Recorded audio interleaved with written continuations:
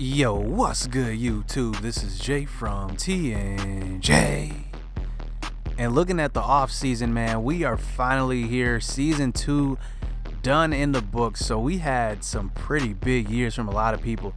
So starting out at quarterback, Ashton Cohen definitely had a good year. 15 touchdowns, 12 interceptions, a little more interceptions than I would hope, but he did throw for almost 3,000 yards.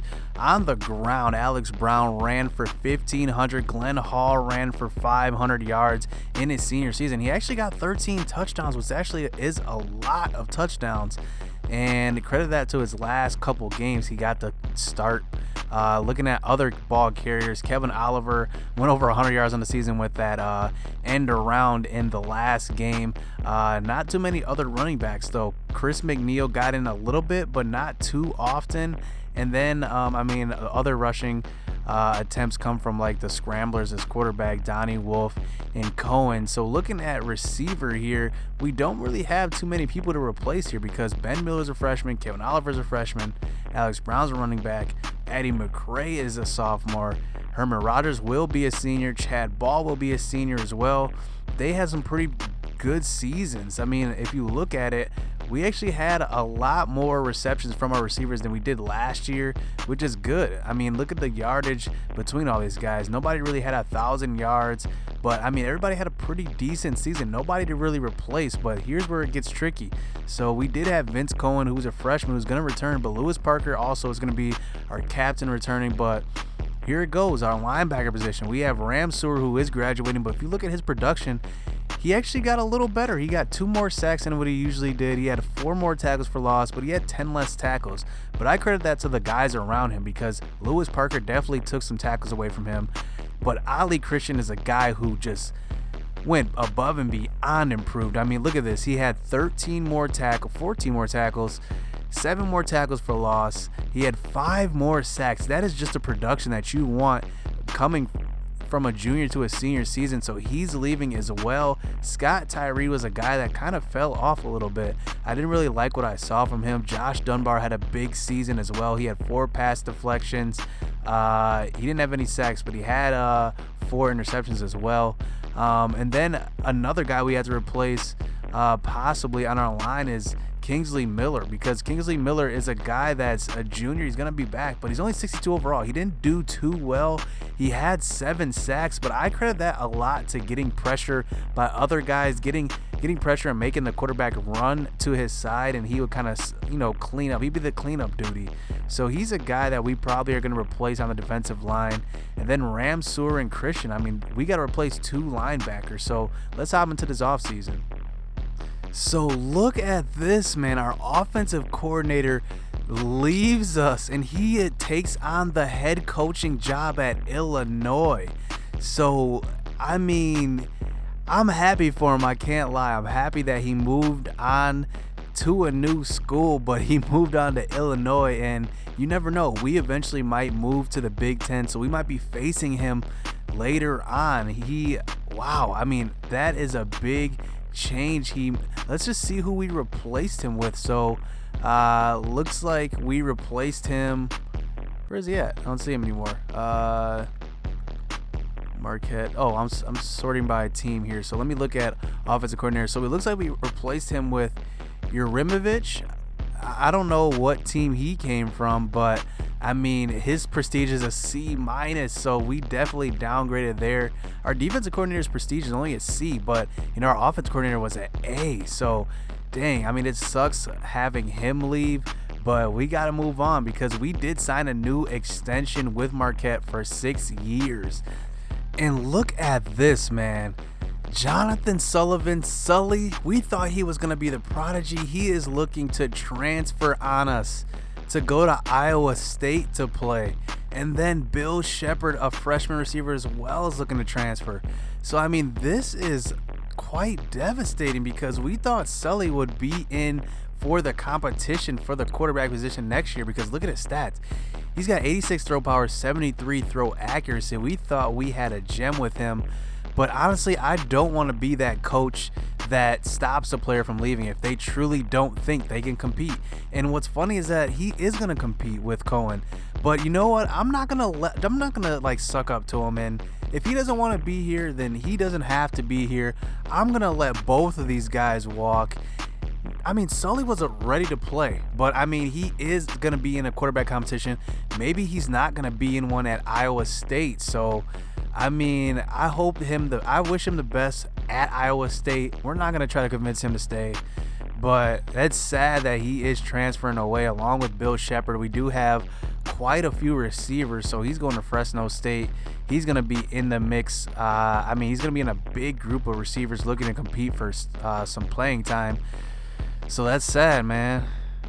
So none of our players get drafted. I mean, there's no surprise there. We didn't really have any big seniors. We didn't get any transfers either. So looking at recruiting here, here's the thing. We have a position that we really, really want, which is a number 1 receiver. And Jamel Cooley is just that. He's 6'4". He's got speed, acceleration, route running, catching, anything you want. I mean, he's got it. And the thing is, I mean, we have a 3,000 point lead, so we don't really need to put too much on him. I think we'll be safe. Last season, we were pretty safe with putting a low amount of points on the guys that we had big leads with. But Hunter Greggs is a guy that we really want as well. He's got 87 finesse moves, so let's put a lot of points on him. Let's put about...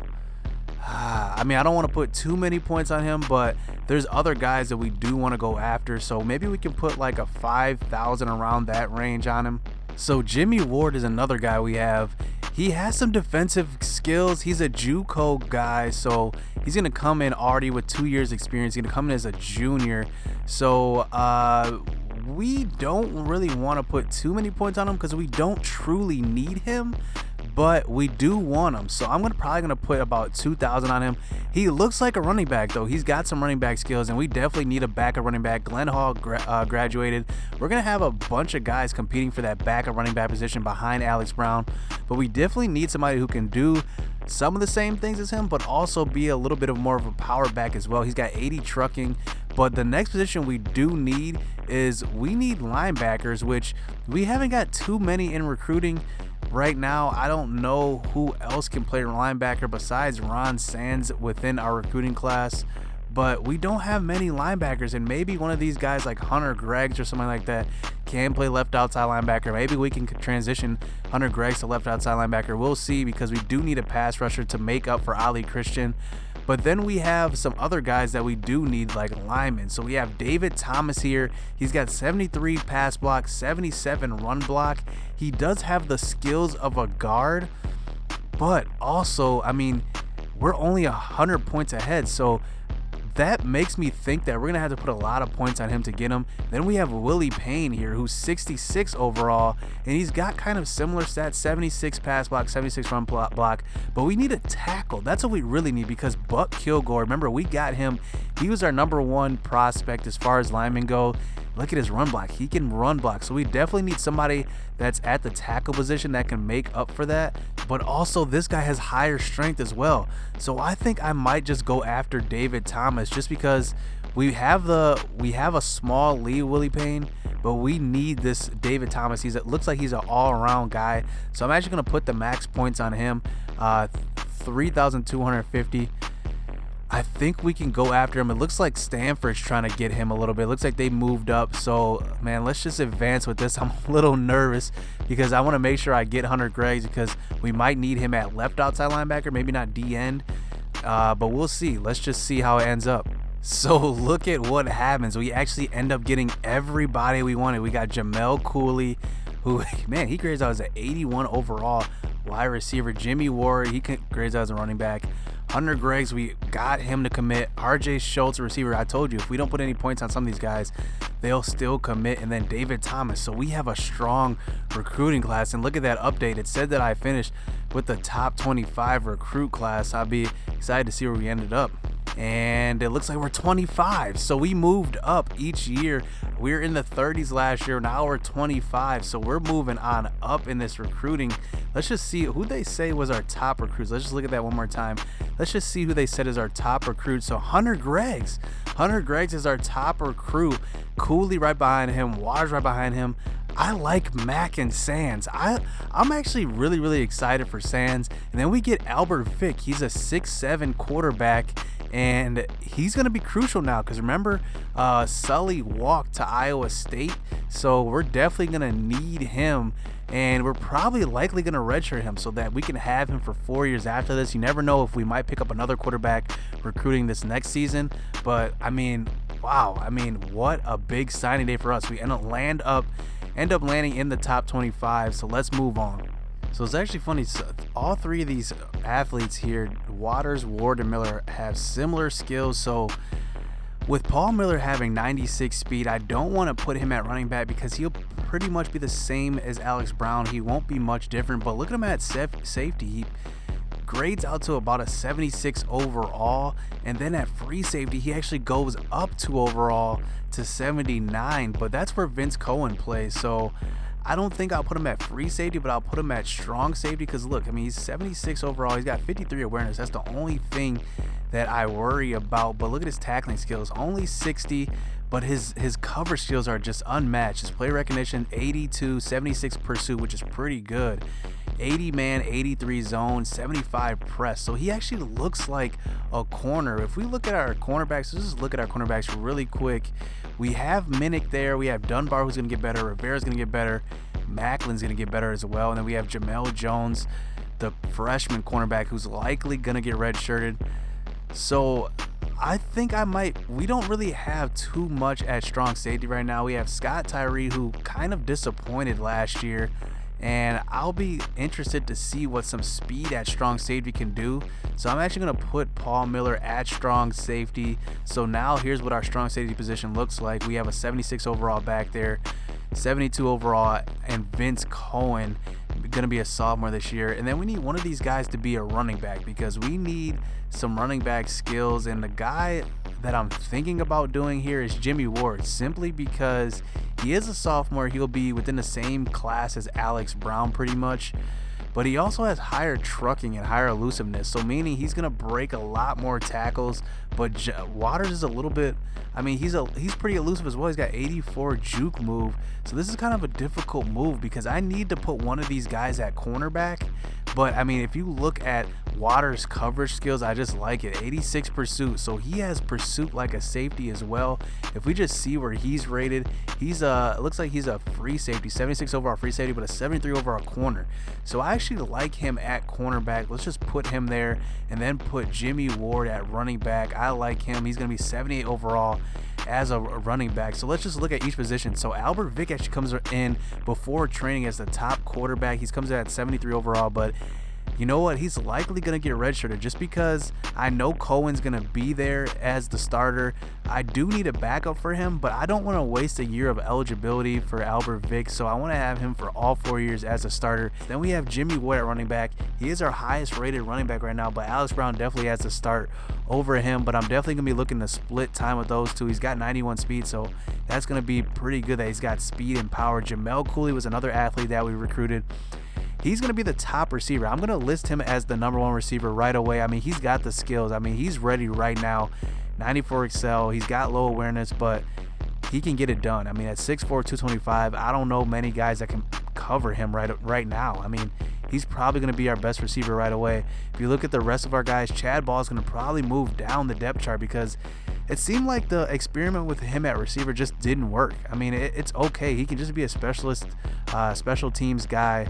And moving on to the other positions, tight end, Rube Wright's going to definitely get some clock because remember McDowell graduated, so we need somebody to fill his space, especially since Ben Miller does get gassed pretty quickly. So looking at our offensive line, this is definitely a position where we do need to adjust a little bit. We need to recruit some because our linemen, I mean, look at our linemen. We have nobody that's really high rated except Buck Kilgore, and it's because he's pretty good at run blocking. He's an incoming freshman, but the rest of our linemen aren't really good. So here's where it gets tricky because we have a linebacker dilemma. Because if you look at our left end here, we have Todd Williams, who's gonna come in as our highest rated. He's a true freshman, so he might likely get the start there. We don't know. Hunter Greggs is a defensive end, but we actually just switched Dylan Mack, who actually is rated higher than Hunter Greggs at defensive end, but we don't have a right outside linebacker that's high rated. And if we look at the other positions, D tackle is pretty much locked up because we have 2 seniors here. We have 3 seniors here. Then we have Curtis Jones, who's likely going to get redshirted, so I can use him with his 4 years eligibility. But if you look at the other positions here at linebacker, we have left outside. Remember, Christian is graduating, but LaRue Wiley's still there. But remember the experiment we tried with LaRue Wiley at left outside linebacker? We thought he'd be able to do it, but he wasn't very good. We had to keep him at middle linebacker, so I don't know if he's really going to start there. But if you look at the alternatives, it's not really too much, because we have Ron Sands, who I really like. He's got 92 acceleration. He's going to get after the ball, but look, he's got some pretty good cover skills. He's got 75 tackling, 75 hit power. His finesse and block shedding all in the 70s, ahead of all these other guys. Play recognition at 70, but look at his cover skills. He's got 70 man, 71 zone, which is pretty good for a linebacker. But remember, we had Lurch as our transfer last year, but look at his cover skills, only 62 to 71. But also, he can't really rush the passer. He's got 72 tackling, 64 power moves, 62 finesse moves. So I don't know if I can move him to the outside linebacker and depend on him to get after the passer, because he's just not there. And even when he progresses after training, his cover skills still aren't going to be good enough to compete with Ron Sands, even though he's got a higher overall, and it's likely due to Ron Sands having only 42 awareness. That's the only thing. A lot of these recruits come in with very low awareness. John Waters, he's going to come in as a true freshman, be our highest rated. Probably after training he won't be, because Dunbar and Rivera will probably jump him. But I don't know about having Rivera on the outside. Too many times he had interceptions in his hands and he just dropped it, so I don't know if I can keep him there. At free safety, we have Vince Cohen, of course, and then at strong safety, Paul Miller, the JUCO junior. So let's advance and see how good our guys get after training.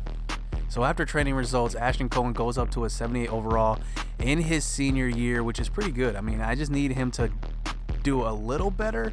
He's sometimes inaccurate. He starts games off pretty slow, which, I mean, I expected with the sliders that I use. He's got 77 accuracy now. He only goes up +1 in throw power. But if you look at Keon Singleton, which is an interesting guy, because remember, this was the guy that transferred. He's going to be competing for that backup running back role. Eddie McCray goes up +6. I mean, he is just destroying, getting better each season. I mean, look at this, +7 awareness, +3 acceleration. I mean, he is just doing such a great job, and we got him for 2 more years. He's got 99 catching now. I didn't even realize he was that high in catching. How did he get that high? He must have been progressing during the season. I never even noticed. But our linemen, I mean, this is a position that we really need to get better at. Let's just look at their run blocking and pass blocking and see how good they got. Okay, I like that. 81 pass block for our left tackle. That's a good sign. Sergio Burks goes up, but likely he's not going to start, because we do have 2 incoming freshmen at guards. So here we go. Kingsley Miller, he goes up to 67 overall. I'm not sure he'll play as well, because we have some competition, but Javon Pennington goes up +4 overall as well. He had a pretty good season for us. If you look at his season that he had 5 sacks, which isn't too bad for how low rated he was. Lewis Parker goes up +5, so Lurch goes up +4. Let's see what Lurch actually got better at, because remember, we said that he's not going to be as good as our freshman Ron Sands, and look, he didn't. I mean, he didn't really go up too much. I mean, his zone coverage went up a little bit, but besides that, I mean, he didn't really get too much better to separate him from Ron Sands. But looking at wow, look at it, just Josh Dunbar. So he went up to +6, 76 overall. And I'm thinking about actually, I don't know. I was thinking about putting him on the right side, but he's pretty good on the left side. He does give up a couple of big plays, but now that we have some help, some JUCO help for him, he's going to do a pretty good job. I mean, look at those ratings. I mean, he's 87, 89 as far as man in zone. Vince Cohen goes up as well. We definitely need Vince Cohen's tackling to go up, because he did miss some tackles, so he goes up +2. I was hoping for a little more, so let's move on to the next step. So breaking news coming into Marquette after winning the American Athletic Conference after the first season. We have officially accepted an invitation to the Big 12. And this comes as a shock to the NCAA after one winning season. They're already jumping to a BCS conference. Marquette is. And also Houston accepts an invitation to come to the Big 12. So 2 American athletic teams come to the Big 12, and they did something different. The Big 12 committee has determined 2 divisions in the Big 12. The Oklahoma division, named after Oklahoma because they have the most Big 12 championships, and the other one is the Texas division.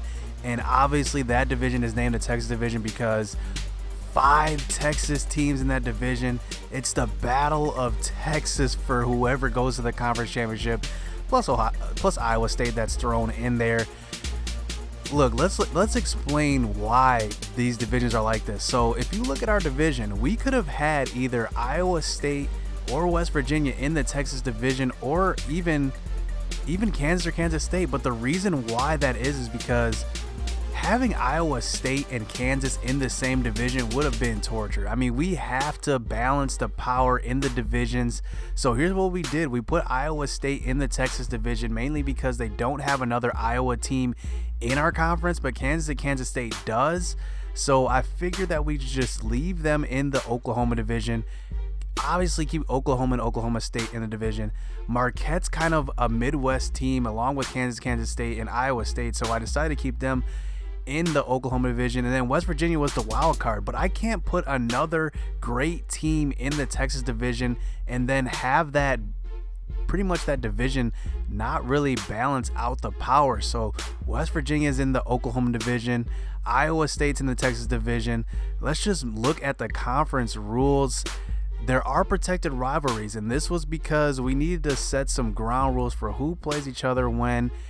It's called Cowboys Kickoff for the championship game, but it's really Jerry's World. You know, this is kind of an old game. So division name Oklahoma and Texas. Protected rivalries OU and Texas definitely got to be played. Oklahoma State and Texas Tech actually have a little bit of a rivalry, so they are the protected one too. Marquette and Houston, that's going to be a rivalry now since we played with them in the American Athletic Conference. That's going to be a rivalry. So since we both moved over, I figured that should be a good rivalry. Kansas State and Baylor, that's a protected rivalry because remember, these rivalries are only across divisions. So they're cross division, not within the same division. Then West Virginia and TCU, I figured that's going to be a pretty good rivalry. That game is going to be pretty good every year. And then the Toilet Bowl, Kansas versus Iowa State is the last protected rivalry. So man, this is exciting. Moving on to the Big 12, let's just move on to scheduling. So now with Big 12 play in the picture, we now look at our strength of schedule. I mean, I think last year it was about a C maybe. Now it goes up to an A+ because of who we have scheduled. So starting off, Indiana and Wisconsin, just like last year, man. We gotta rematch both of those. We definitely have a epic ending to every single time we play Wisconsin and Indiana. Remember that great game last year? They took the huge lead. I mean, just straight epic fashion. And then we start conference play at Texas. So we start out with a tough game right away out of the gate to start conference playing the Big 12. Then we go to FAU, and the reason why, for a couple reasons. So I do want to play Lane Kiffin's team. I know they're going to be a tough team too. They're no slouch at all. Let's see if they didn't win the conference last year, but they're going to be tough because we're going to have to compete with some recruits, especially since I want to make Florida a pipeline state. And it's because I only have Ohio and one other state. I don't even know what other state it is. I only have 2 pipeline states right now for recruiting. I need to make another pipeline state. So it's going to be hard for me to recruit in Texas, especially in this conference with all these Texas teams. It's going to be kind of hard to compete with a lot of Texas teams. So I got to go to Florida. I got to go to the next best place, go to Florida. So I'm going to play Florida Atlantic to take some of the recruits away. Then we go to Texas Tech. You know they're going to have the air raid. Then you guys asked for it. We're going to play USC at the Coliseum. Wow, what a tough schedule it is to end this season. Oklahoma State is going to be next, and they're no slouch. They're not ranked right now, but I won't be surprised if they will be ranked. Then we go at Kansas State, the rematch of the Fiesta Bowl. Then Kansas, that's kind of a break there. They might not be a good team. I doubt they will be. and then Houston, Oklahoma, and then West Virginia. So we are rounding out this conference with some banging. I mean, this is going to be pretty hard. I mean, let's just look. I don't even know who won the Big 12 last year, but it looks like it was Oklahoma. So Oklahoma won the conference last year, so they're gonna definitely be looking to repeat. I mean, this schedule is gonna be tough, I can't lie.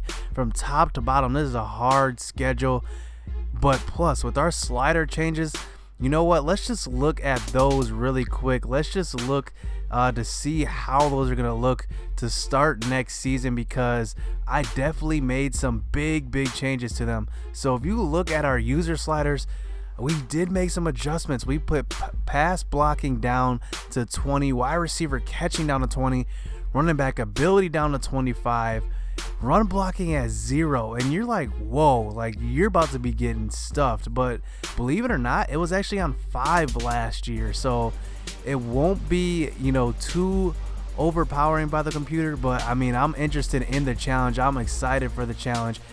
I definitely bumped this down though. Pass coverage, I had it at about 35 last year, 40 I believe. It's down to 20 now, so half of that. Interception is going to only be down 5. It was at 35 last year. It's going to be at 30 this year. Rush defense at 0. And rush defense, I brought that all the way down. I want a challenge, man. I can't lie. I want a challenge. Tackling is down to 25. So these are some insane sliders that we're doing here, but that's not it. Look at the computer, man. We're putting the computer accuracy up to 40, pass blocking up to 50, wide receiver up to 55. Running back ability was at 90 to end the season. I like where that was at. Run blocking is at 50, so that's just default, but pass coverage at 90. So we're going to have quite a bit of defense to play. I mean some offense. What am I saying? Some offense to play, because we're going to have to scheme, because their defense is going to be on it, along with the rush defense at 90. So interception is going to be boosted at 40. I said I wouldn't really boost it, but I like the challenge. Tackling at 75.